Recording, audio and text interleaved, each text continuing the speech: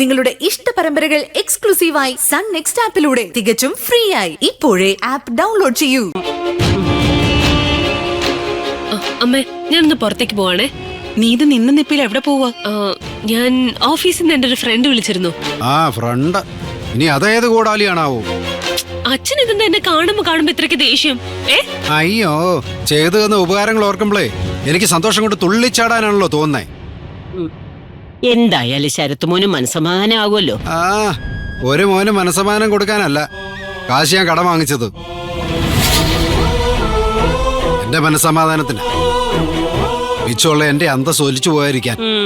ശരത്തേട്ടൻ പണം തരും, ഇന്നലെ എന്നോട് പറഞ്ഞിട്ടുണ്ട്. പണഞ്ഞേ പോരാ, വാക്കും പ്രവൃത്തി ഒന്നു തന്നെ ആയിരിക്കണം. എത്ര നാളായി അമ്മ? എപ്പോ എന്തുമാത്രം സഹിച്ചു നമ്മള്. കാലത്ത് ജീവിതമാകുമ്പോ അങ്ങനെയൊക്കെയാ. നീ വെറുതെ എരുതിയിൽ എണ്ണ ഒഴിക്കാൻ നിക്കണ്ട. മനോഹരേട്ടൻ അനുഭവിക്കുന്ന സങ്കടം എനിക്കറിയാം, അതുകൊണ്ട് പറഞ്ഞതാ. തമ്മ പത്നി മറ്റുള്ളവരുടെയൊക്കെ മനസ്സിന്റെ സ്ഥാനത്ത് പിന്നെ കരിങ്കല്ലേ. സ്വയം ഒരു ധാരണയുള്ളത് നല്ലത്. ഇനി ആ ശശാങ്കനെ ഒന്ന് വിളിക്കട്ടെ, പാവം അവനെന്ന് മനസ്സമാധാനത്തോടെ ഉറങ്ങും. ഇനി ആ സ്റ്റീഫൻ മുതലാളി എത്ര രൂപ പലിശ ചോദിക്കുന്ന എന്റെ പേടി. അതും കൂടെ സംഘടിപ്പിച്ചിട്ട് വേണം നാളെ രാവിലെ കാശ് കൊണ്ട് കൊടുക്കാൻ. ഇത് മാത്രമല്ല, നിന്റെ ശരത്തേട്ടൻ എനിക്ക് തരാനുള്ളതെന്ന് നിനക്കറിയാലോ. തരുമ്പോ പലിശയും കൂടെ ചേർത്ത് എത്രയും പെട്ടെന്ന് എനിക്ക് തരാൻ പറയണം. ഇല്ലെങ്കിൽ മുതലും പലിശയും ചേർത്ത് ഞാൻ അങ്ങോട്ടെന്തെങ്കിലും കൊടുത്തെന്ന് വരും. പറഞ്ഞില്ലെന്ന് വേണ്ട. നീ ശരത്തുമോനെ ആദ്യ പിടിപ്പിക്കാനൊന്നും പോവണ്ട. തൽക്കാലം പ്രശ്നം പരിഹരിച്ചല്ലോ. ശരത്തുമോൻ സമയം പോലെ പൈസ തന്നോളൂ. നീ ഇതൊന്നും കാര്യാക്കണ്ട. അല്ല, നീ ഏതോ ഫ്രണ്ടിനെ കാണാൻ പോകുന്നു പറഞ്ഞില്ലേ, വേഗം പോയിട്ട് വരാൻ നോക്ക്.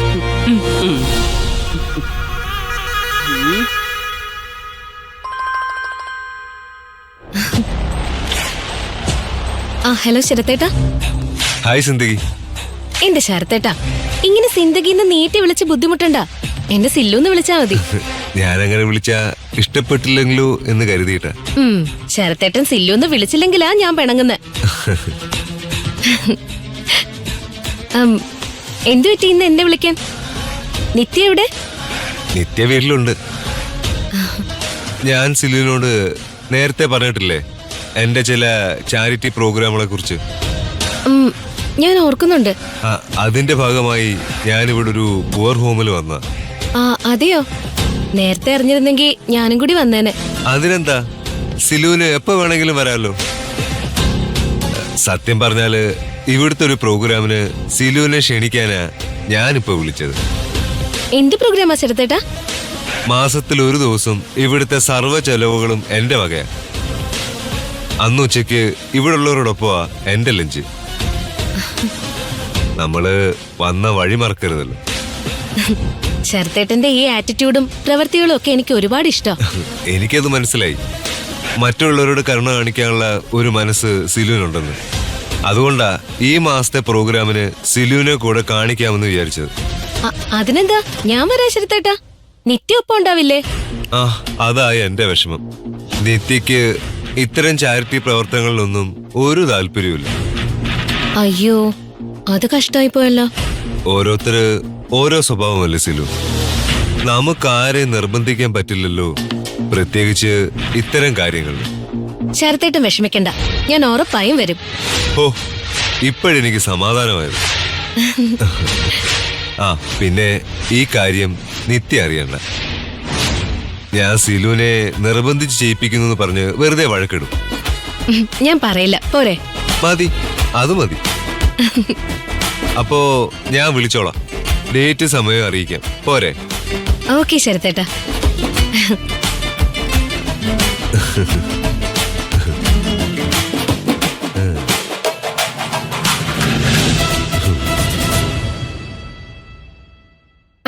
ആരാ സില്ലു വിളിച്ചത്? മയൂരിയാണോ? അല്ല ചേച്ചി, ശരത്തേട്ടനായിരുന്നു. ശരത്തേട്ടനോ? അതാരാ പുതിയ അവതാരം?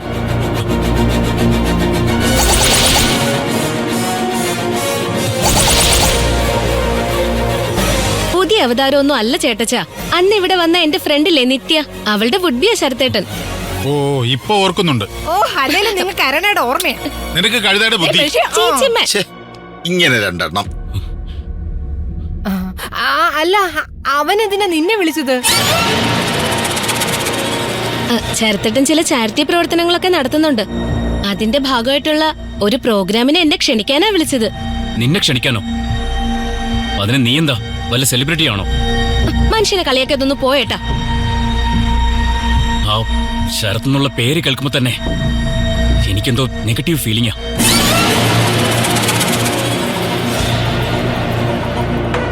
അവനുമായിട്ട് അധികം അടുപ്പൊന്നും വെക്കണ്ട.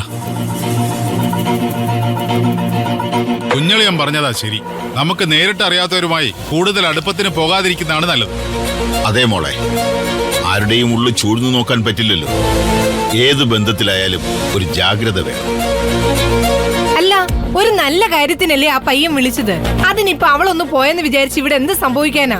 അല്ല നിങ്ങളുടെയൊക്കെ ചോദ്യം പറച്ചിലും കേട്ട അവളെ ഏതാ യുദ്ധത്തിന് പോവാണെന്ന് തോന്നുവല്ലോ. ചാരിറ്റി പ്രവർത്തനം കൊട്ടിഘോഷിച്ച് ചെയ്യേണ്ട ഒന്നല്ല പ്രേമേ. അത് സ്വീകരിക്കുന്നവർക്കും ഒരു മനസ്സുണ്ടെന്നും അഭിമാനമുണ്ടെന്നും മനസ്സിലാക്കി മനുഷ്യത്വത്തോടെ ചെയ്യണം. അല്ലാത്തവർക്ക് എന്തെങ്കിലും ലക്ഷ്യങ്ങളുണ്ടാവും. Very correct.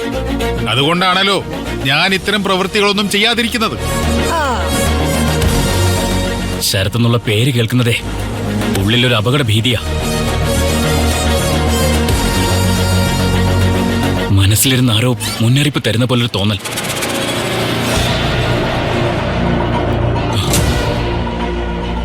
ഈയിടെ കുഞ്ഞളിയന്റെ തോന്നലുകളെല്ലാം സത്യമാവുന്നുണ്ട്.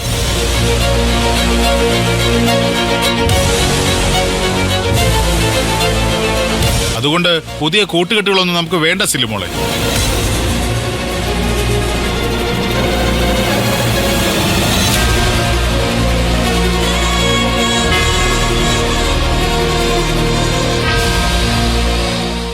മോനെ ബാവുട്ടി, നീ എന്റെ അടുത്ത് വിളച്ചിലെടുക്കരുത്. എന്റെ ഫൈനാൻസിൽ വണ്ടി എടുത്തിട്ട് നീ ലോറിയുമായിട്ട് ഒളിച്ചു നടക്കുന്നോ? എന്റെ പിള്ളേരെ ഞാൻ അങ്ങോട്ട് വിടും. അറിയാലോ നിനക്കെന്നെ.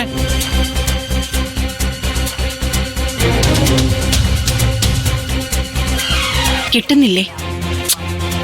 റേഞ്ചിന്റെ പ്രശ്നമാണെന്ന് തോന്നുന്നു. പകല് വിളിച്ചപ്പോഴും കിട്ടിയില്ല. വല്ല യാത്രയിലും ആയിരിക്കും. നീ ഓടണ്ടടാ. നാളെ വൈകുന്നേരത്തിന് മുമ്പ് CC കുടിശ്ശികയായ 1.5 ലക്ഷം രൂപ, അല്ലെങ്കിൽ ലോറിയുടെ ചാവി, ഇതിലേതെങ്കിലും ഒന്ന് എന്റെ മേശപ്പുറത്ത് എത്തിയിരിക്കണം. കേട്ടോടാ? അല്ലെങ്കിൽ പണി എനിക്ക് അറിയാം. നിനക്കേ 2ാം ക്ലാസ്സിൽ പഠിക്കുന്ന ഒരു പൊടി പയ്യനില്ലേ, അവൻ നാളെ സ്കൂളിൽ നിന്ന് തിരിച്ചേ വീട്ടിലെത്തത്തില്ല. ഞാൻ ഇങ്ങോട്ട് കൊണ്ടുവരും. എന്നിട്ടേ എന്റെ വീടിന്റെ മുമ്പിലെ പട്ടിക്കൂട്ടിൽ പൂട്ടിയിടും. കാശുമായിട്ട് നീ വരുന്നത് വരെ. കേട്ടോടാ ബാവൂട്ടി? ആ ഇപ്പൊ ബെല്ലുണ്ട്. മനോഹരന, ഇനി അവധി പറയാനാണ് നാണം കെട്ടവൻ വിളിക്കണമെങ്കിൽ ഇന്നത്തെ അത്താഴ ഉറക്കവും അവന്റെ വീട്ടിലാ. എന്തായാലും നീ ഫോൺ എടുക്ക്. ഹലോ. ആ ഹലോ ശശാങ്ക, ഞാനാ. എന്റെ പൊന്നു മനോഹര, ഇനി അവധി നീട്ടി ചോദിക്കാനാണെങ്കിൽ ഫോൺ വെച്ചോ. മുതലാളി ഇന്ന് രാത്രി തന്നെ അവിടെ വന്നൊരു തീരുമാനം ഉണ്ടാക്കാന്ന് പറഞ്ഞിരിക്കുക. അല്ല ശശാങ്ക, പണം കിട്ടി. നാളെ രാവിലെ കൊണ്ടുവരും. അത് പറയാനാ തന്നെ വിളിച്ചത്. സത്യമാണോ പറഞ്ഞത്? ആ പിന്നെ പലിശയുടെ കാര്യത്തിൽ എന്തെങ്കിലും ഒരു വിട്ടുവീഴ്ച ചെയ്യാൻ സ്റ്റീഫൻ മുതലാളി ഒന്ന് പറയണേ. പറഞ്ഞു നോക്കാം. ഞാൻ മുതലാളിയുടെ കൂടെയുണ്ട്. താൻ വെച്ചോ. ഓ, ശശാങ്കൻ പറഞ്ഞു നോക്കാന്ന് പറഞ്ഞു. ആ മനോഹരൻ കിണാപ്പൻ എന്ത് പറഞ്ഞു? പണവുമായിട്ട് നാളെ രാവിലെ വരുമെന്ന്. പിന്നെ പിന്നെ പലിശയിൽ എന്തെങ്കിലും ഇളവ് കൊടുക്കുമെന്ന് മുതലാളിയോട് ചോദിക്കുമെന്ന്. ആദ്യം അവനിങ്ങനെ വരട്ടെ, എന്നിട്ടല്ലേ ബാക്കി. അപ്പൊ നാളെ രാവിലെ മനോഹരന്റെ മനോഹരമായ മുഖം കാണാം. അവൻ വരുമെന്ന് ഉറപ്പാണല്ലോ അല്ലേ? അതോ നമ്മൾ ഡീസൽ കത്തിക്കേണ്ടി വരുമോ? വരും മുതലാളി. അങ്ങനെ പറ്റിക്കുന്ന ആളല്ല മനോഹരൻ. ഇതിപ്പോ എന്തോ തട്ടുകേട് സംഭവിച്ചിട്ടുണ്ട്, അതാ. ആ വന്നാ അവന് കൊള്ളാം.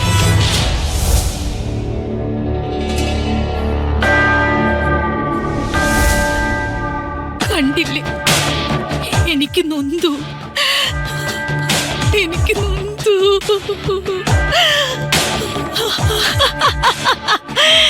കാഞ്ചനയ്ക്ക് നോവാനോ? നല്ല കാര്യായി